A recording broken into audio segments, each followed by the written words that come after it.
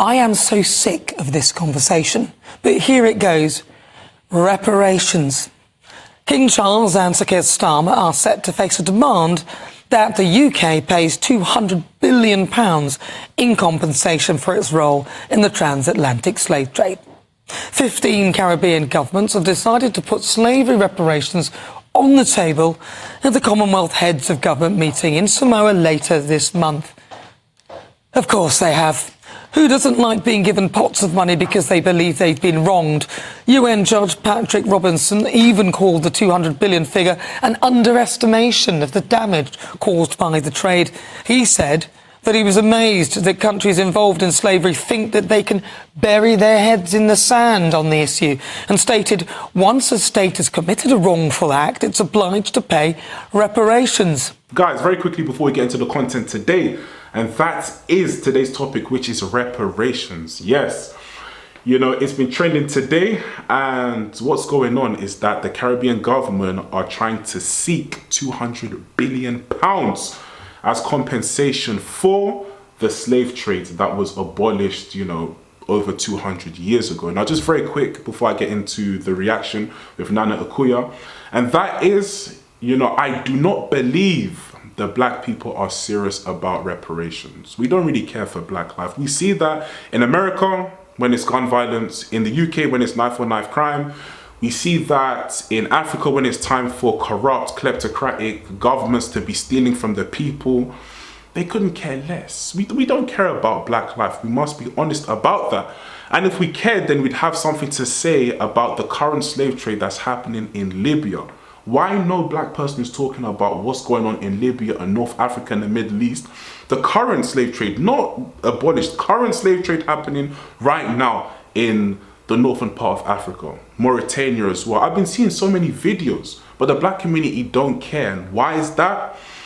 Because there's no money they can get from it. They just don't care because they can't get any money. They can't go to Arab governments and say, we want, you know, we want reparations for what you've done and what you're doing right now. They know that the Arab governments would, in all essence, slap them. They're not going to listen to anything you have to say. And on top of that, Arabs were slave trading way before the Europeans got to Africa, way before.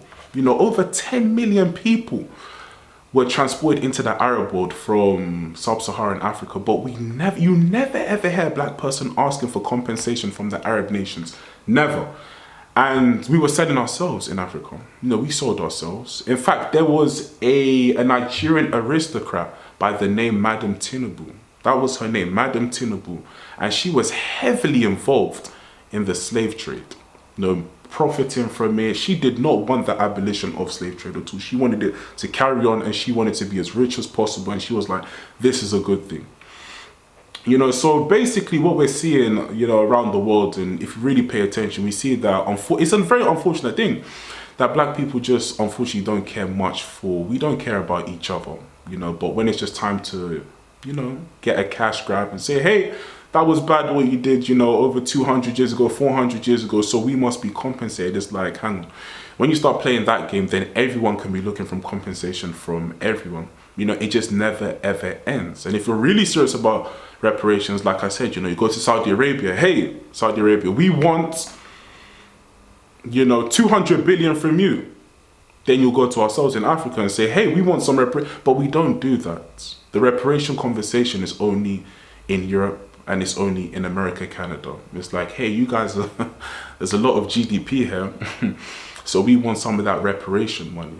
You know, I don't believe reparations will do any positive for the black community, because when we receive the money from reparations, we take that money straight to Gucci and Fendi and Louis Vuitton, and we'll just spend there, and we would not build in the black community. I believe the black community need unity and self-accountability. That's it. Unity, self-accountability, and just self-love, because we see so much black on black destruction globally, and it saddens my heart. I'm actually, you know, I don't like seeing this, you know, it saddens my heart to see that. But a big check is not going to help anything. A big check given to Jamaica, a big check given to St. Kitts and Nevis, a big check given to the Bahamas, it's not going to change anything. Honestly, all it means is 200 billion pounds goes to those governments, And those governments will be doing, you know, behind the curtain deals with China. That's all it means. We've seen China acquire a lot of resource in the Caribbean. We've seen China buy out, you know, the airports in Caribbean nations. They're buying out the airports, the fishing ports. They're buying out the lands, the properties, everything.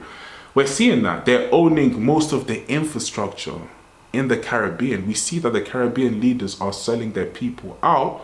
And now you want me to believe that 200 billion will change. What's that going to change exactly? I know that people aren't even going to see the money.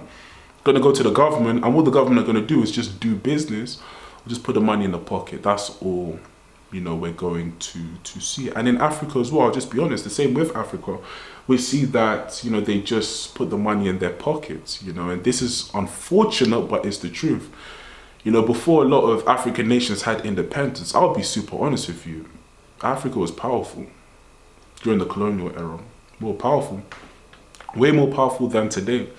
You know, even if you look at Nigeria, 1 naira was almost equal to £1.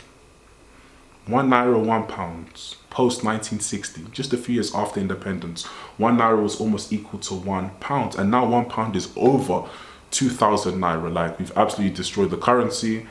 The Nigerian government have destroyed the currency there. There's a lot of political uncertainty. There's a lot of religious, tribal tension there. And it's just problematic. On top of that, population is running rampant in Nigeria. You know, they're well over the 200 million mark, and things are just getting so crazy there. But before 1960, the Nigerians had a very decent life in Nigeria, and it was a fun tourist destination actually.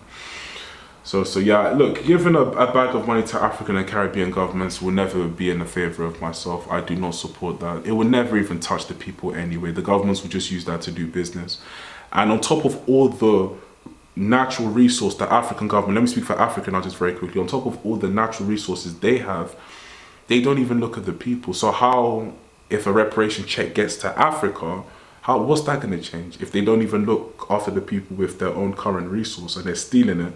So if money comes to Africa, they're just going to steal that as well. Same in the Caribbean. So I'm not really in favor of, not really actually, I'm not in favor of no reparations check. I think the black community just need unity, self-accountability, build, do business, and that's it.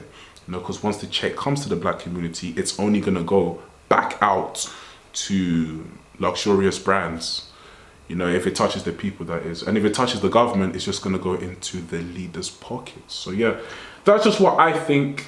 So yeah, but very quickly, we're going to watch a Nana Akuya talking about this reparations, this 200 billion pounds, and yeah, I'll react to it as always. I am so sick of this conversation, but here it goes. Reparations. King Charles and Sir Keir Starmer are set to face a demand that the UK pays £200 billion in compensation for its role in the transatlantic slave trade. 15 Caribbean governments have decided to put slavery reparations on the table at the Commonwealth Heads of Government meeting in Samoa later this month. Of course they have. Who doesn't like being given pots of money because they believe they've been wronged? UN Judge Patrick Robinson even called the 200 billion figure an underestimation of the damage caused by the trade. He said that he was amazed that countries involved in slavery think that they can bury their heads in the sand on the issue, and stated once a state has committed a wrongful act, it's obliged to pay reparations. You know what this is, don't you? They've seen how woeful and weak our government is. They've watched Foreign Secretary David Lammy flippantly hand back the Chagos Islands, Labour using their vast majority to get policies through unchallenged. And these countries have thought, we're onto something here. David Lammy has also in the past said that he would take the responsibility of being the first Foreign Secretary descended from the slave trade incredibly seriously. He said that his Guyanese parents would not have believed their skinny son in NHS prescription glasses who got stopped and searched on the streets of Tottenham could end up reaching the Foreign Office. Sorry, but this sounds a little bit like we're in sort of chip on shoulder territory. That's just my view. David also tweeted, in 1833, Parliament passed the Slavery Abolition Act, £17 billion of compensation to slave owners for the loss of their property. My ancestors, the slaves, received no reparations. Some people simply do not know their history or do not want to know hard truths? Okay, let me give you some hard truths, David. Even if we were to agree to reparations, who do we pay? Just because my skin is considered black doesn't mean I am one of the wronged party. This country is also full of people from all nations. Should they contribute to the pot paid just because they live and work in the UK? I mean, where do you think the money's going to come from? And for those receiving the funds, for all we know, they might be descendants of slave owners, because the trade did not happen without the cooperation of many from those very nations demanding the reparations. Unless we're all prepared to take a DNA test first so we can work out what our actual ancestry is and whether they were friend or foe to the trade, or whether many demanding reparations are in fact even Caribbean, then how do we ascertain who gets what? You see, the problem with this is that not all Caribbeans are innocent. Being black doesn't make it so. Many benefited from the slave trade, and to carte blanche blame it on the UK and demand a ludicrous sum is frankly naive. And I don't see why I, as a Ghanaian descendant born in Newcastle living in the UK, should pay a penny towards it. And whilst the slave trade was an abhorrent and vile business, it brought some benefits to those nations. Have you factored that into the calculation, David? Ironically, it's not black and white.